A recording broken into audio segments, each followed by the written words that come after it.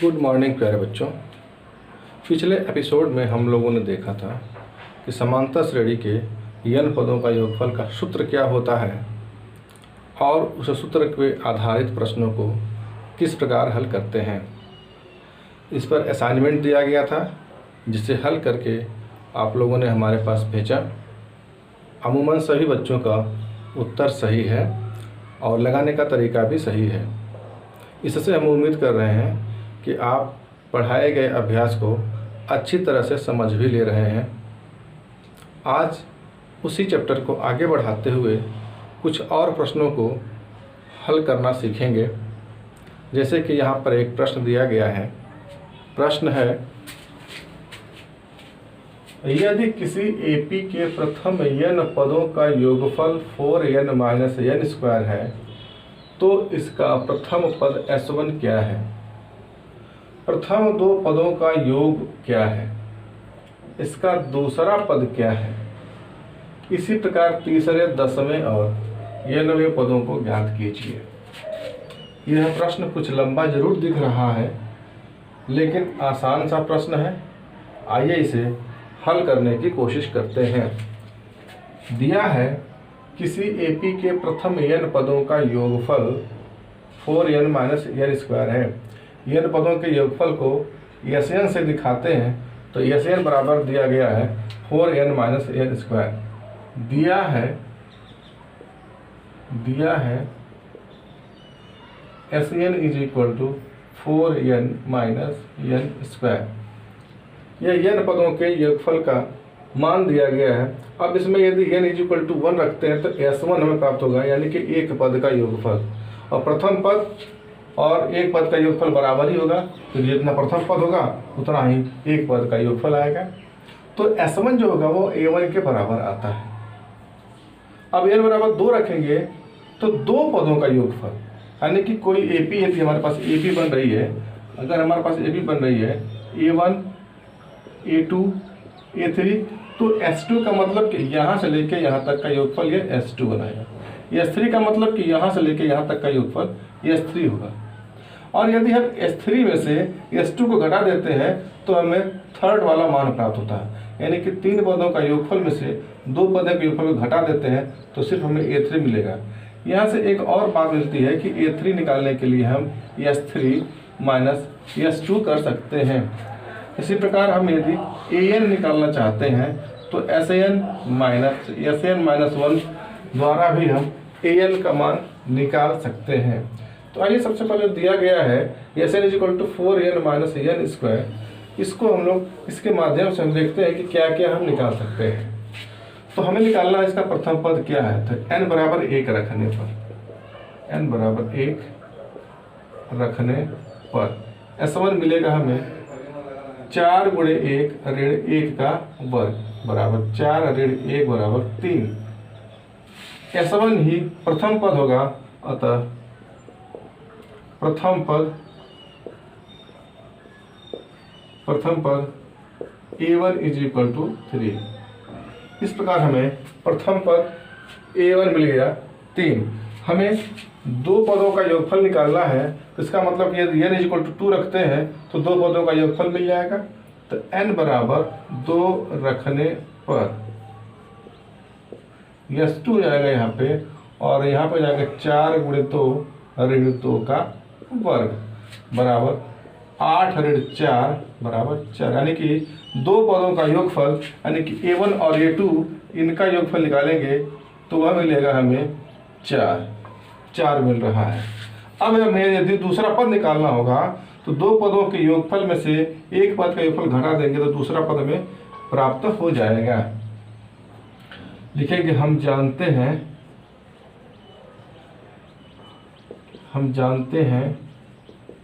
कि AN = Sn-1। अतः A2 निकालना है तो S2 - S1 हम जब कर देंगे तो हमें A2 का मान मिल जाएगा। तो S2 का मान देखिए दिया गया है, S2 का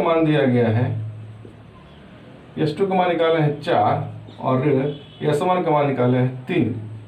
तो इस प्रकार A2 का मान हमें मिल जाएगा 3। दूसरा पद मिल गया हमारे पास 1। इसी प्रकार तीसरे पद को इसी प्रकार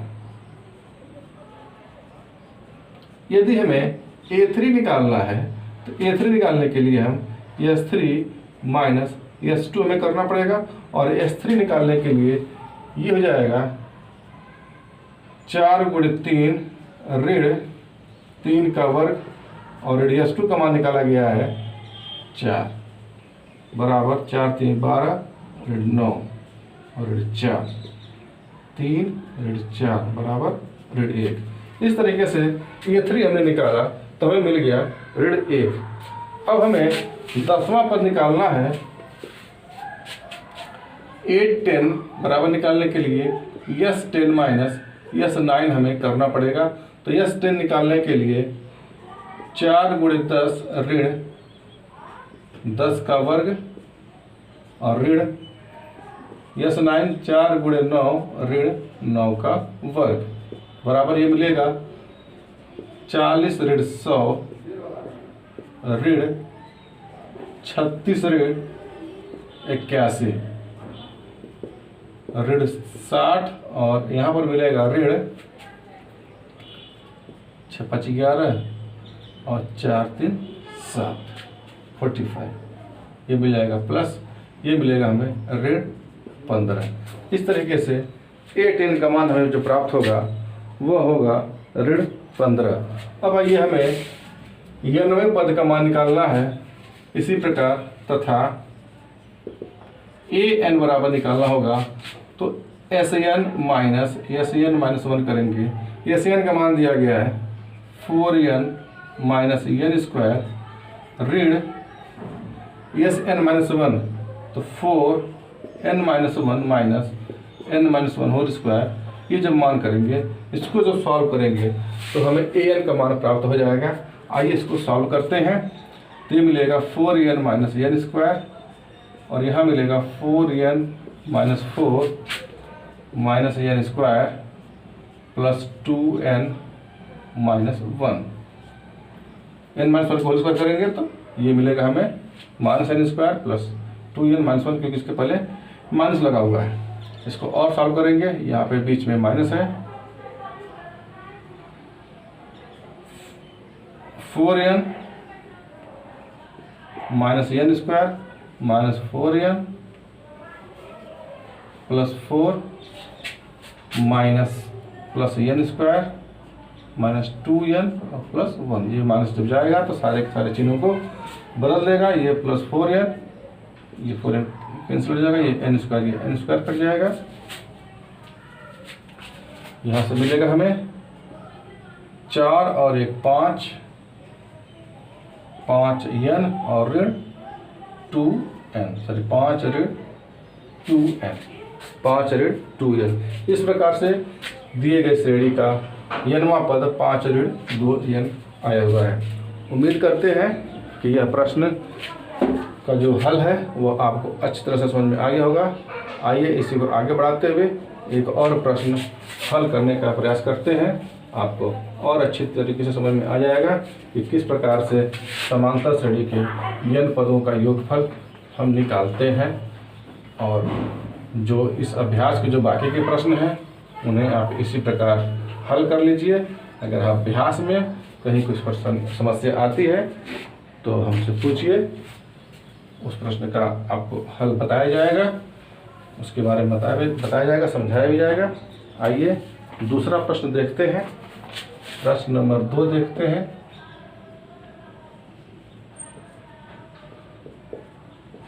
प्रश्न 2 देखते हैं। किसी एपी के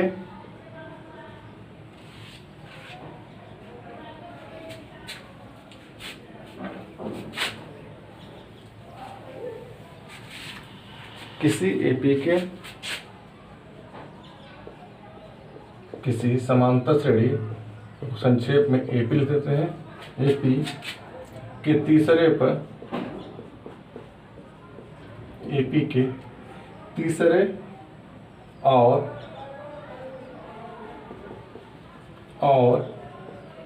सातवें पदों का योग सातवें पदों का योग 6 है और उनका गुणनफल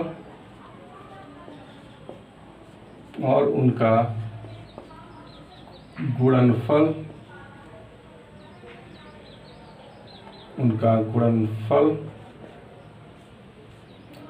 8 है।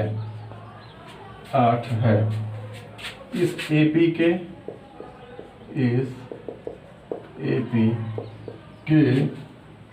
प्रथम 16 पदों का योग ज्ञात कीजिए। अर्थात हमें यह 16 ज्ञात करना है। ये 16 ज्ञात करने के लिए हम जानते हैं कि SN = n/2 2a + n-1 × d, यानी कि प्रथम पद a ज्ञात होना चाहिए, सर्वांतर d ज्ञात होना चाहिए, तब हम 16 पदों का n = 16 दिया गया है, तब हम ज्ञात कर पाएंगे। तो आइए हम लोग इसका हल निकाल करके प्रथम पद और सार्व अंतर निकालने का प्रयास करते हैं। माना प्रथम पद बराबर a तथा सार्व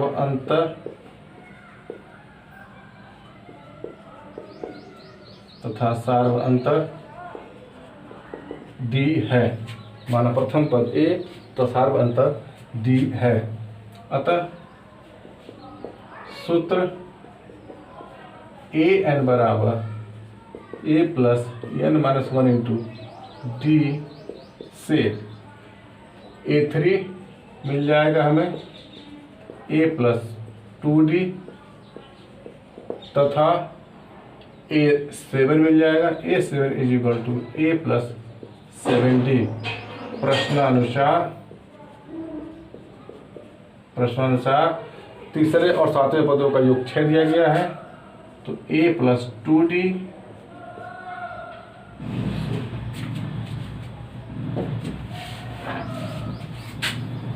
प्रश्नानुसार a3 + a7 = 6।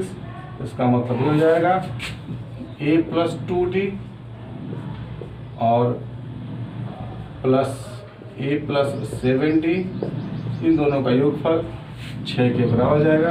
अर्थात 2a + यह 7d नहीं बल्कि 6d होगा, यह 6d, ये हो जाएगा 6d। तो 2a + 8d = 6। इसका मतलब कि a + 4d = 3। समीकरण नंबर 1 हमें प्राप्त हो गया। या इसको हम और आगे करना चाहें तो इसका मतलब हमें मिल जाएगा a = 3 - 4d। समीकरण नंबर 1 a का मान हमने यहाँ से निकाल लिया है। आगे आने वाले प्रश्न में हम a का मान 3 - 4d रखेंगे तथा इनका गुणनफल यानी कि a3 × a7 = 8। इसका मतलब कि a + 2d और a + 6d = 8। अब हम a का मान रख देते हैं 3 - 4d और प्लस 2d इंटू 3 - 4d और प्लस 6d = 8। इसका मतलब कि 3 - 2d एक कोष्ठक में और दूसरे कोष्ठक में 3 + 2d = 8। इसका मतलब कि 9 - 4d² = 8। इसका मतलब कि 4d² = 9 - 8 = 1। तो d² = 1/4। इसका मतलब कि d ± 1/2। यदि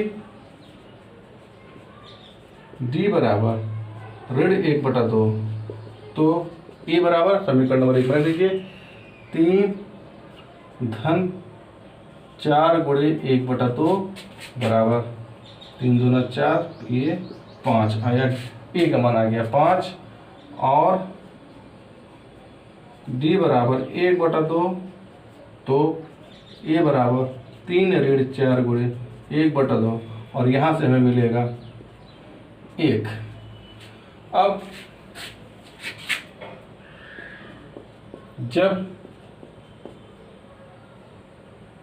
जब इस प्रकार, यानी इस प्रकार जब a बराबर 5, d बराबर ऋण 1/2, तब सूत्र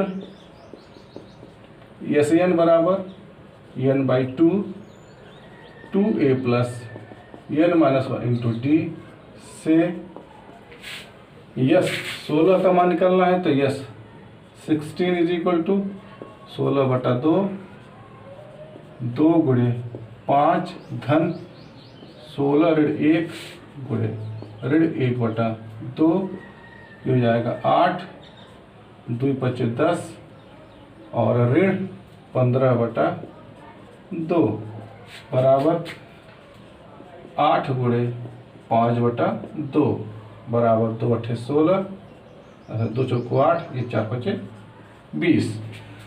जब a बराबर 5 और d बराबर 1/2 लिया गया है, तो उस स्थिति में 16 पदों का योगफल आ गया 20। पुनः जब a बराबर, यहाँ से a बराबर 1, d बराबर 1/2, तब यस 16 बराबर 16/2 2 गुणे 1 धन 16 ऋण 1 गुणे 1/2, ये हो जाएगा 8, यहाँ मिलेगा 2, और धन 15/2 बराबर धन 15/2, 8 गुणे 2 × 4 15 19, 19/2 2 × 8, 19 × 76, 19 × 76। तो इस प्रकार हम लोगों ने देखा कि जो प्रश्न दिया गया है, उस प्रश्न में a और d अज्ञात राशियाँ थीं। उन अज्ञात राशियों को हमने ज्ञात किया, और उन्हें ज्ञात करते हुए हम लोगों ने 16 पदों का मान भी ज्ञात कर लिया, जैसा कि प्रश्न में पूछा गया है। तो उम्मीद करते हैं कि यह प्रश्न आपको अच्छी तरह से समझ में आ गया होगा। इसके साथ जो प्रश्न दिए जा रहे हैं उसको हल करके हमारे पास भेजिए, और जो बच्चे अभी भी कक्षा में अटेंड नहीं हो पा रहे हैं, जो लोग जुड़ नहीं पा रहे हैं, उनको प्रेरित कीजिए, जुड़ें और वो भी इससे लाभ उठाएं। धन्यवाद।